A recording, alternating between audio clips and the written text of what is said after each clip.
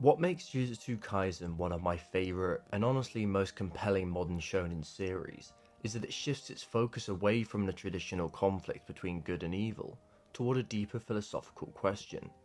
What does it mean to exist at the absolute pinnacle of power? Rather than presenting strength as a simple tool for heroism, Gege Akutami portrays overwhelming power as an existential condition. In JJK, those who stand above others are separated from humanity by the very strength that defines their sense of self. Throughout the series, the narrative repeatedly returns to a disturbing question. What happens to the individuals who rise above everyone else? And more importantly, can someone who exists at the apex of that power maintain their humanity? Each of the series' most powerful figures ultimately arrive at a different answer to the same dilemma. When strength separates you from the rest of humanity, do you attempt to rebuild the world, destroy it, dominate it, or learn to share the burden of standing above it? No relationship captures that tension more clearly than the relationship between Suguru Geto and Satoru Gojo.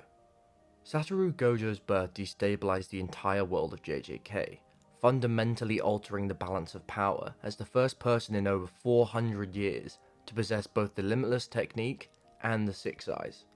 His existence alone was the catalyst for cursed spirits to grow more powerful and intelligent to maintain the balance against his overwhelming strength. Entire systems of control were put in place solely to account for his presence.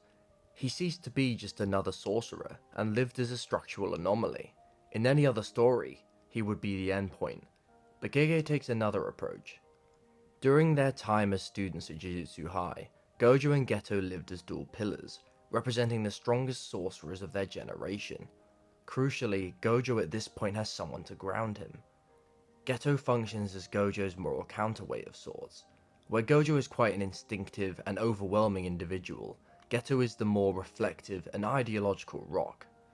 In Geto, Gojo has much needed friction, someone who challenges and humanizes him, but that fragile equilibrium shatters with the assassination of Riko. Geto, already strained by the endless burden of consuming curses, with his technique literally forcing him to ingest hatred, fractures under the realization that sorcerers suffer to protect the same non-sorcerers who create the very curses that plague them. Geto's disillusionment escalates even further, following his realization that the structure they fight to uphold is parasitic and riddled with systemic errors, with the nail in the coffin being his conversation with Yuki, leading him to believe that reformation was impossible. When Geto leaves, Gojo not only loses his best friend, but also loses the only person who stood beside him as an equal. From then onwards, Gojo's power grows, but so does his solitude. The question posed to him, are you the strongest because you're Satoru Gojo, or are you Satoru Gojo because you're the strongest, ceases to be rhetorical and reads more like an ontological argument, as, without Geto, Gojo is reduced to just his function as a living weapon. His existence holds up the infrastructure of tradition, acting as a deterrent and balancing mechanism for the ecosystem of curses, something his birth had already predetermined as a Six Eyes and limitless user. And yet through Toji's role in the assassination of the Star Plasma vessel, he has walked the path his biology determined for him. Gege's brilliance lies in showing that gaining superiority through strength is dehumanizing precisely because it isolates those who attain it. The world of Jujutsu is a hierarchy sanctified by inherited technique, but with it came a statistical error, Toji Fushiguro. Born into the Zenin clan's lineage that firmly equates worth with cursed technique, Toji enters the world with none. Not low reserves, not even unrealized potential. Absolute absence of it. In a society where even ordinary civilians leak cursed energy subconsciously, Toji's body produces nothing. He is not simply weak by their closed-minded standards, but completely illegible. And illegibility, in a system obsessed with inherited advantage, results in him being treated as a defect. The clans never reward effort because only lineage is important to them. Just as Gojo explained to Yuji, cursed techniques are innate abilities engraved into a sorcerer's body. Techniques, power, and value are all passed through blood. Toji exposed the brutality of that structure by existing outside its metric entirely. Through heavenly restriction, the complete removal of cursed energy reconstitutes him. He becomes invisible to a system that relies on cursed energy detection. The man deemed worthless becomes the one thing the strongest can't properly account for. When Toji defeats Gojo in their first encounter, it is a shocking upset fueled by ruthless violence. The genetic lottery, 6 Eyes and Limitless, is brutalized by someone the system discarded. Now Gege doesn't argue that hard work rivals talent in Rock Lee vs Gaara fashion, but he reveals that the very definition of talent is a social construct by those in power.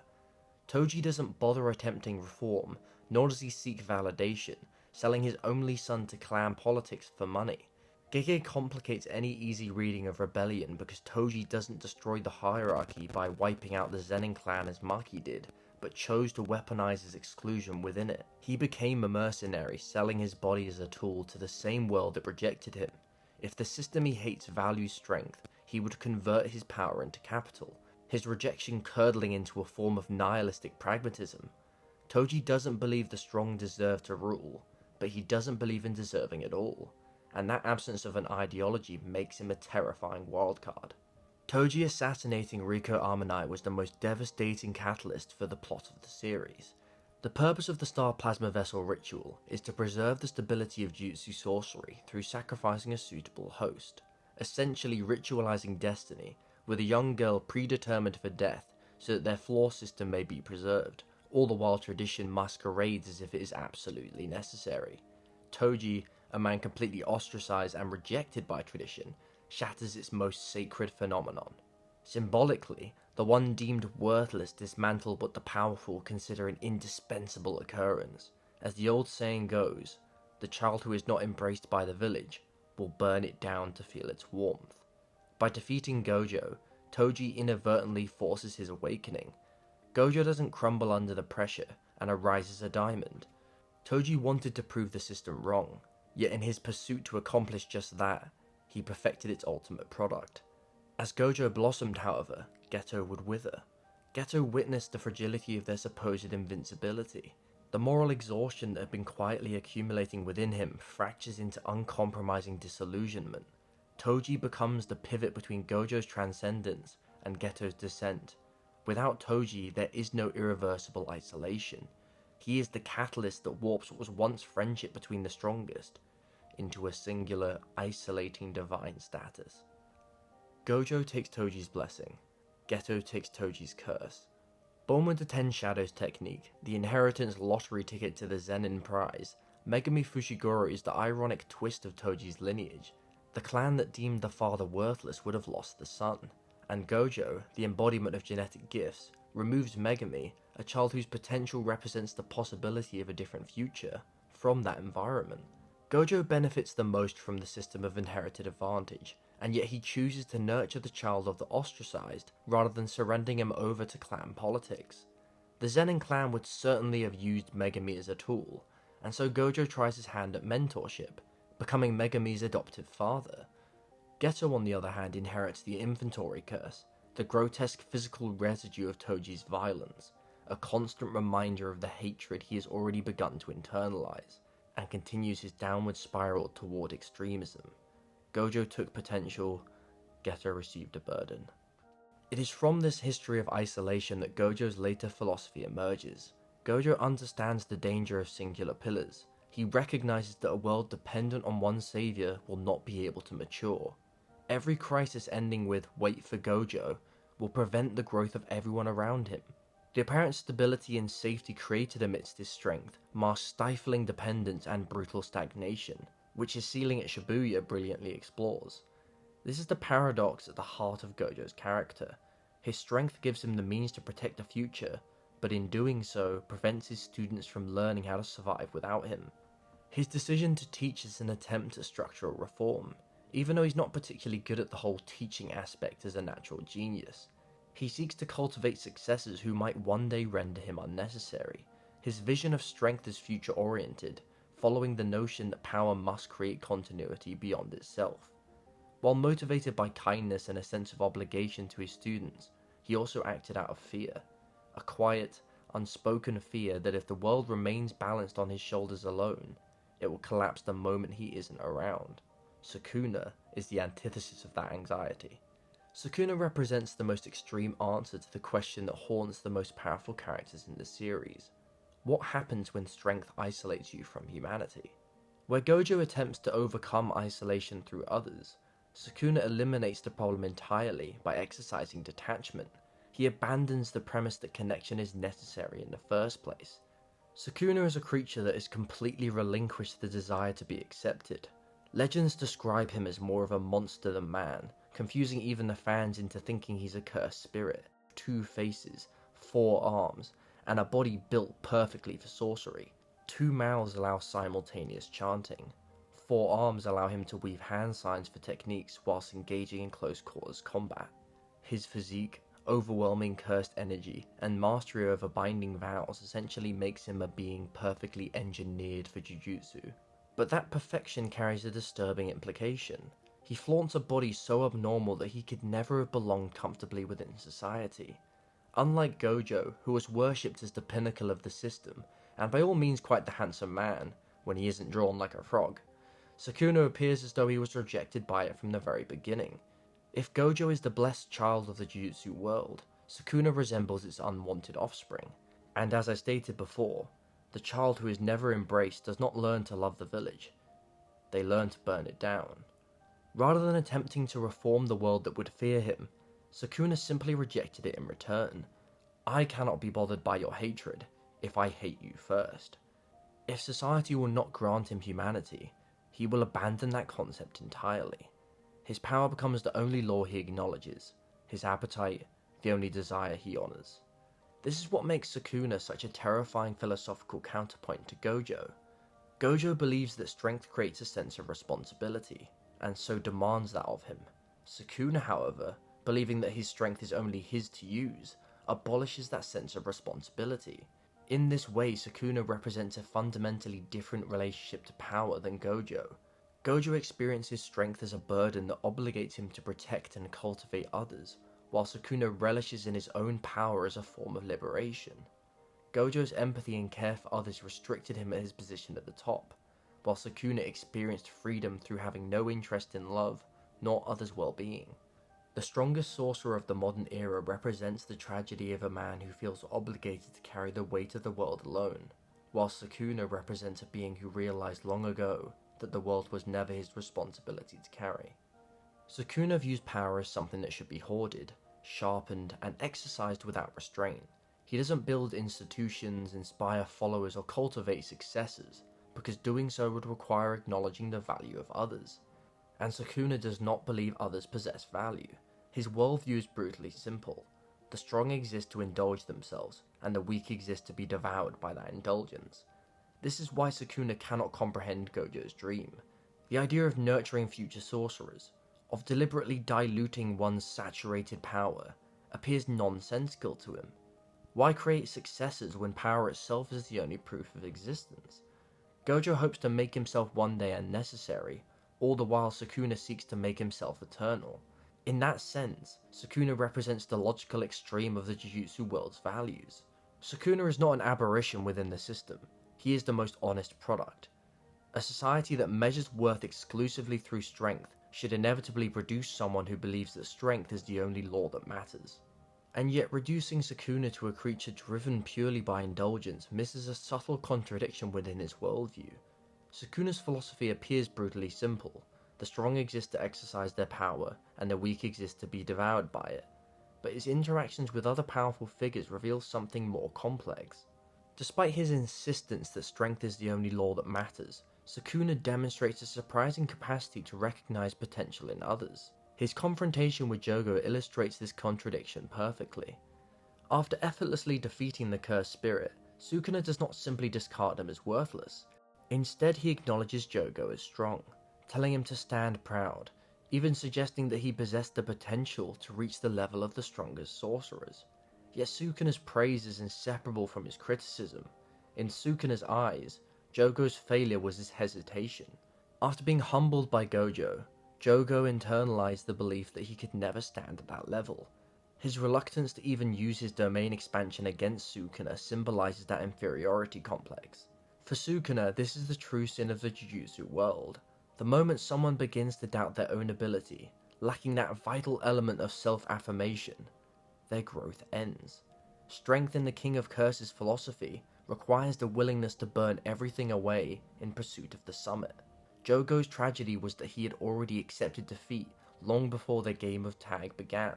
This moment reveals that Sukuna's worldview is not entirely devoid of recognition. He can acknowledge strength when he sees it, yet that recognition stops short of genuine respect. This becomes most apparent in his battle with Gojo. Unlike the cursed spirit, Gojo never doubts himself. He confronts Sukuna with the same overwhelming confidence that defines his identity, mocking his opponent, calling him the challenger, and refusing to concede psychological ground even when the battle becomes catastrophic.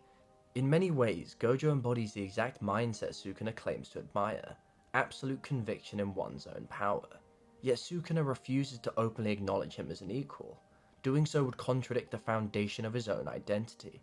Sukuna's strength is built upon the assumption that no one can stand beside him. To admit that someone else occupies the same summit would destabilize the self-certainty that has defined his existence. His silence therefore reveals something about the nature of his pride. Sukuna may recognize greatness, but he will never legitimize it. Only once the battle is effectively decided does that recognition finally surface. After delivering the world-cutting slash that ends Gojo, Sukuna offers him an unexpectedly sincere compliment, acknowledging that Gojo pushed him further than any opponent ever had, and that he would remember him for the rest of his life. Yet even this moment of praise remains carefully framed within Sukuna's own self-affirmation. Gojo is not acknowledged as an equal standing beside him at the summit, but as the greatest challenge that ultimately confirmed Sukuna's #1 spot. In other words, Sukuna allows himself to recognize Gojo's brilliance only once it no longer threatens his position at the top. The compliment therefore reveals the paradox at the center of Sukuna's character. He is capable of genuine admiration, but only after victory is ensured that such admiration cannot undermine his identity as the strongest. This tension becomes even clearer in his relationship with Yuji Itadori. Yuji represents a form of strength Sukuna fundamentally rejects. Where Sukuna pursues power purely for personal gratification, Yuji fights with an unwavering sense of moral purpose, his identity focused on a sense of responsibility toward others. From Sukuna's perspective, such ideals appear irrational. Power exists to liberate the individual, not bind them to obligations. Yet Yuji's continued defiance introduces an uncomfortable possibility, that strength might arise from conviction rather than pure self-interest. Sukuna's hatred towards Yuji always feels unusually personal. It is not merely that Yuji resists him, but that Yuji represents a path Sukuna himself never took, a life defined by belief rather than appetite. This unresolved contradiction echoes in one of the series' final symbolic motifs, the choice between going south or going north in the afterlife. Within the narrative, travelling south represents remaining true to one's existing identity, while travelling north symbolises the willingness to become something new. Gojo appears to go south. Even in defeat, he remains entirely himself, confident, reflective, and at peace with the person he became. Sukuna's direction is more ambiguous. If Gojo embodies perfect self-certainty, Sukuna represents the possibility that even the most absolute identity might eventually confront change. A being who spent his entire existence asserting that strength alone defines meaning, is at the very end faced with the faint suggestion that another path may have always existed. This philosophical divide is not only expressed through their ideology, but is also embedded into the very mechanics of their abilities. In Jujutsu Kaisen, the complicated and beautiful power system of cursed energy and techniques reflects the psychology of the wielder. The contrast between Gojo and Sukuna is mirrored in how their actual techniques function. Sukuna's abilities are brutally direct. Themed around cooking and butchery, his innate technique Shrine grants him his signature attacks of Cleave, Dismantle, and Divine Flames, moves that exist purely to kill. They extend outward into the world, carving through anything that stands before him. Sukuna's power is aggressive and decisive. It exists to oppose his will upon reality. Gojo's abilities, by contrast, are almost entirely defensive and conceptual. His infinity prevents anything from ever reaching him, creating an unsurmountable distance between himself and everyone else. His domain expansion, Unlimited Void, overwhelms opponents with infinite information, paralyzing them beneath the weight of everything they suddenly understand. In a symbolic sense, Gojo's power reflects the burden of his position. He is not simply the strongest, he is the one who sees the most. Unlimited Void embodies this condition perfectly. The strongest sorcerer is the one forced to perceive everything, and that overwhelming awareness leaves him unable to act. This paralysis echoes throughout Gojo's life. Despite possessing the power to reshape the world, he repeatedly finds himself unable to make the decisions that matter most. He cannot change the system he hates. He cannot save Geto from the path he chose.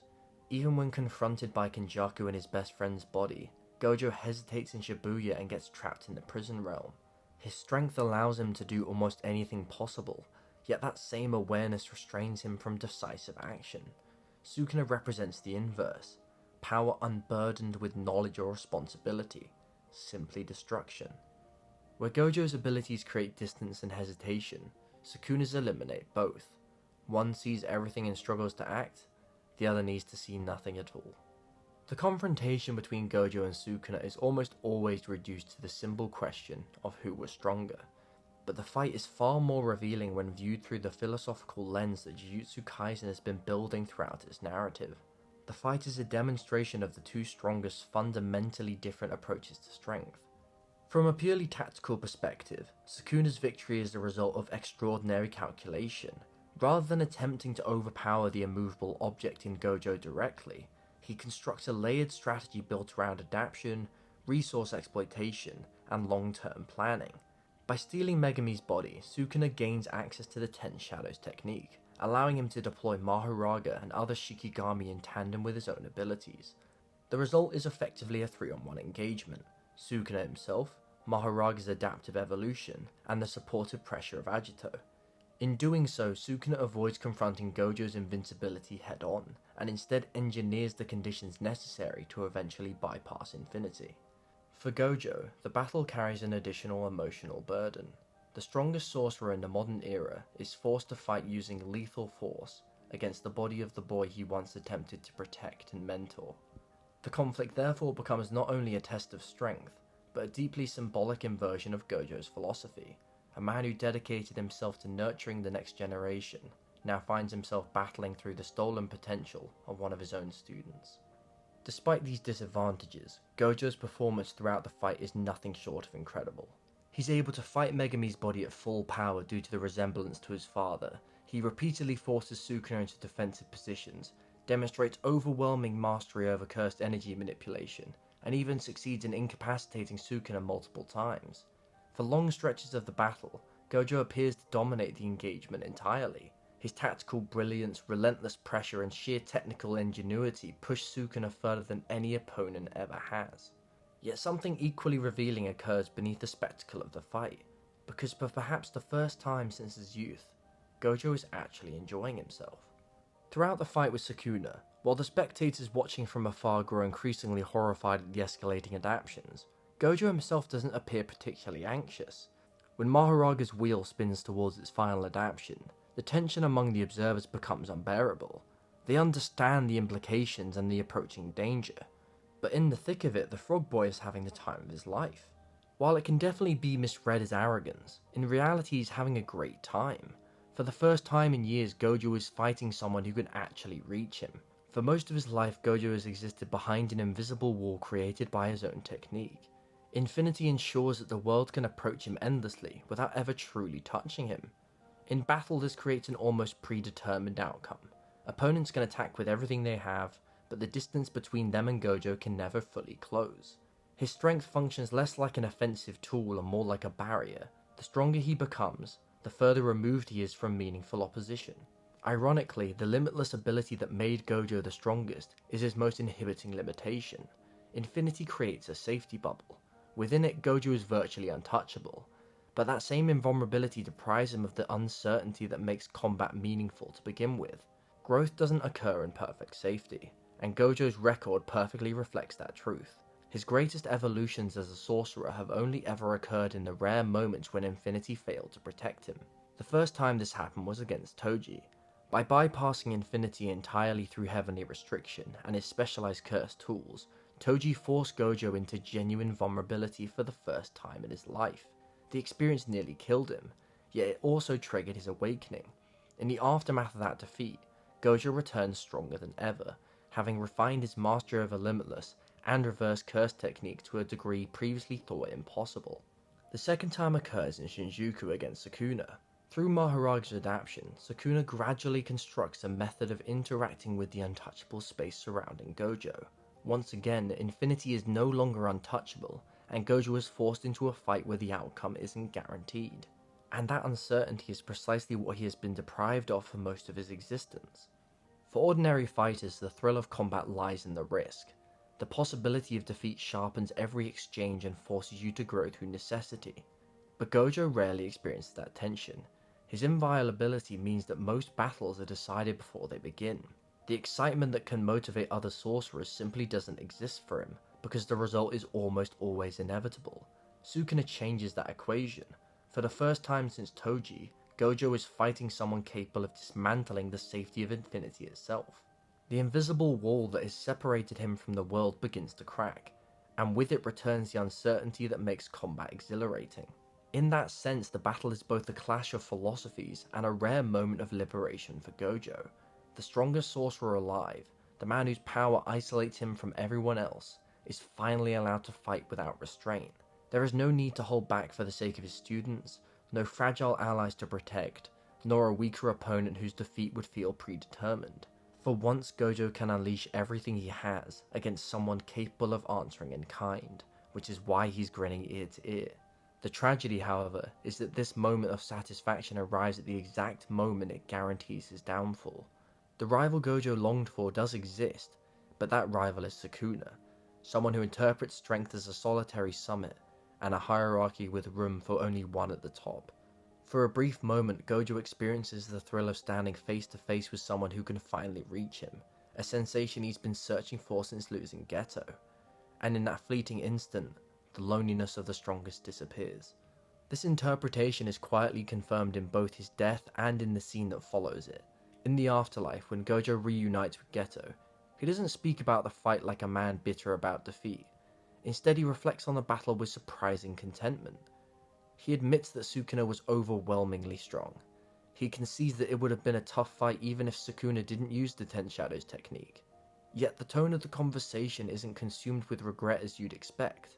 Instead, there's a lingering feeling of quiet satisfaction in his words. He was finally pushed to the absolute limits of his limitless. For a man who spent most of his life separated from others by an uncrossable gulf of power, the battle against Sukuna represented an encounter with someone capable of standing on the same summit. Gojo even remarks that he almost feels sorry for Sukuna, wishing his opponent could have experienced the same exhilaration he did. In other words, the smile Gojo wears throughout the fight was one of relief. For a brief moment, the strongest sorcerer didn't feel lonely. And fittingly, the first person he shares that relief with in the afterlife is the one who once stood beside him there. Gojo may have found liberation in the uncertainty of the battle, but Sukuna approached the same conflict with an entirely different mindset. While Gojo embraced the rare opportunity to be pushed to his limits, Sukuna treated the fight as a puzzle waiting to be solved, as he searched for a way to cut straight through the very space Gojo believed protected him. Sukuna's defining trait has never been brute strength alone. It is his ability to observe, adapt, and exploit. The eventual breakthrough comes by understanding. By allowing Maharaga to gradually adapt to infinity, Sukuna gains the conceptual blueprint necessary to replicate the phenomenon himself, culminating in the devastating world-cutting slash that ultimately bisects Gojo. The battle therefore reinforces the series' central tension surrounding power. Gojo represents overwhelming strength tempered by responsibility and restraint.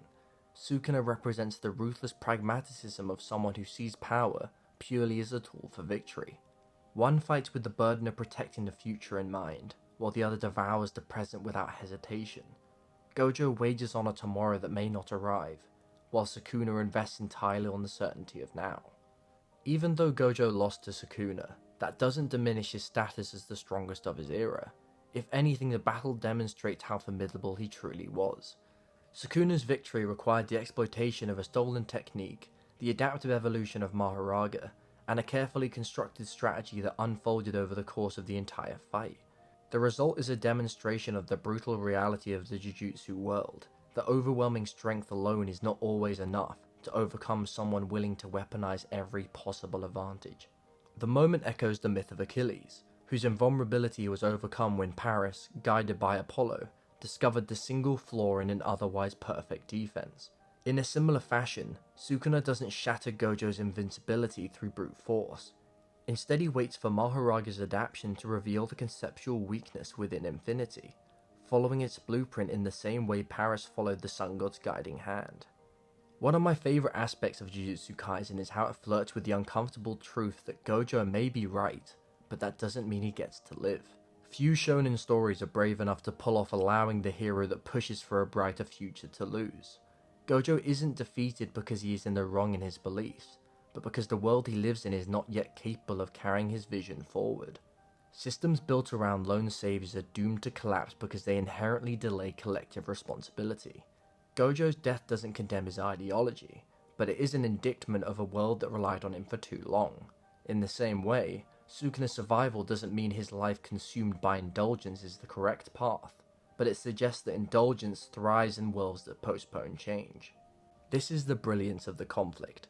Gojo is morally right, and Sukuna is existentially honest.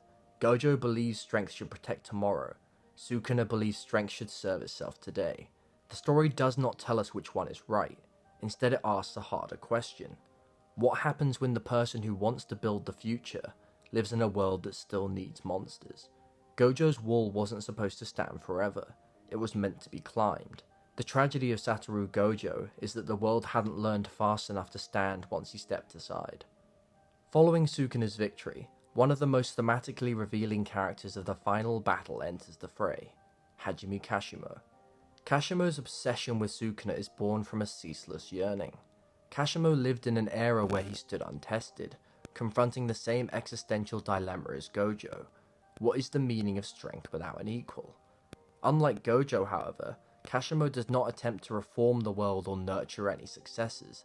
He seeks resolution through annihilation, a single desire to test himself against the absolute, to validate his existence in one decisive encounter. Kashimo embodies that classical warrior ethos, the belief that one's life attains meaning only when measured against the strongest possible opponent. Yet his confrontation with Sukuna reveals the hollowness of his own logic. Sukuna doesn't grant Kashimo a form of transcendence, only eradication with no revelation of a hidden truth nor mutual recognition between warriors. The lightning god gets no philosophical closure. Kashimo throws away his life searching for affirmation, only to discover that Sukuna doesn't even acknowledge the premise of his lifelong search. In Sukuna's worldview, strength doesn't validate others and only serves to negate them. Through Kashimo, Gege quite literally dismantles the familiar shonen ideal that fulfillment lies in fighting the strongest opponent, and instead presents that very pursuit as having led to oblivion. Unlike Kashimo's solitary confrontation, however, Yuta Okkotsu seeks meaning in a shared burden. Yuta is one of the few characters who truly understands Gojo's loneliness, because he has experienced a version of it himself. Long before he became a special grade, Yuta's life was defined by isolation.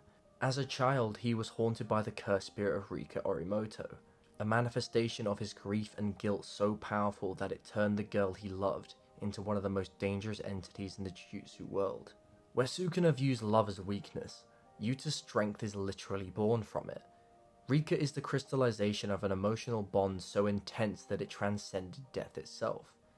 In JJK's power system, cursed energy originates from negative emotion, yet Yuta represents a fascinating paradox. His strength emerges from grief and love rather than hatred or resentment, something brilliantly showcased in his confrontation with Geto. The very emotions that Sukuna dismisses as meaningless become the foundation of Yuta's overwhelming power. In that sense, Yuta represents the first true philosophical challenge to Sukuna's worldview, as Yuta proves strength can emerge from connection. Yuta's abilities are built upon cooperation. His copy technique requires understanding others. Rika fights alongside him, and his victories are won through coordinated efforts with allies. Even his approach to battle reflects that philosophy, as he never sought domination for its own sake, only to protect the people whose existence gives that power meaning to begin with. This difference becomes especially significant in the wake of Gojo's death. For most of the series, Gojo carries the burden of being the strongest alone. Even when he attempts to raise a new generation, the reality remains that the world continues to rely on him as its ultimate safeguard. Gojo himself recognized that society balanced on the shoulders of a single individual was inherently fragile. Yuta is the first person who actively tries to change that dynamic. Rather than accepting Gojo's isolation as inevitable, Yuta attempts to share it. This is why his actions in the final battle carry so much thematic weight. When faced with Sukuna, Yuta approaches the fight against the strongest as a collective effort. His willingness to shoulder the same risk Gojo once carried reflects a generational shift in how strength is understood. Yuta embraces love fully, whilst the King of Curses did nothing but reject it as an otherwise encumbering limitation. He doesn't desert his humanity, severing emotional ties in order to achieve power. Instead, those ties become the very mechanism through which his power grows. In doing so, Yuta rejects the central assumption that isolates Sukuna, Kashimo, and even Gojo, the belief that the strongest must ultimately stand alone. This makes him the narrative's quiet counterpoint to Sukuna's philosophy.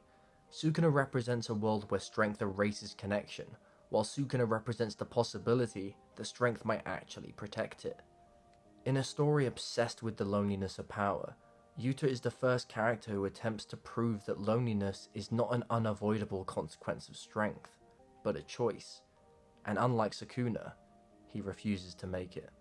What unifies these characters' arcs is Gege's systemic critique. The Jujutsu world is inherently reactive, producing monsters to combat monsters.